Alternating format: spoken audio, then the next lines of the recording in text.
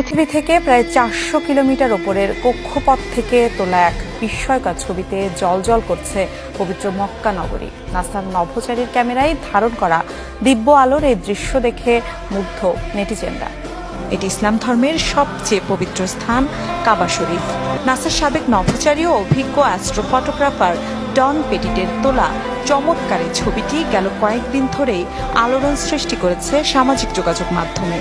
পৃথিবী থেকে প্রায় 400 কিলোমিটার উচ্চতায় আন্তর্জাতিক মহাকাশ স্টেশন থেকে গেল সপ্তাহে ছবিটি তোলা হয়। বৈজ্ঞানিক বিশ্লেষণ বলছে, আন্তর্জাতিক মহাকাশ স্টেশন থেকেও কাবা শরীফ উজ্জ্বল দেখার অন্যতম কারণ হল শক্তিশালী ফ্লাড লাইট দিয়ে স্থানটি আলোকিত থাকা।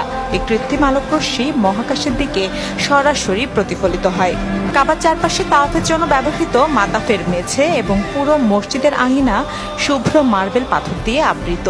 এই সাদা মার্বেল মেঝের উপর শক্তিশালী আলো পড়লে তা উজ্জ্বলভাবে প্রতিফলিত হয়ে মহাকাশের সংবেদনশীল ক্যামেরায় ধরা পড়ে।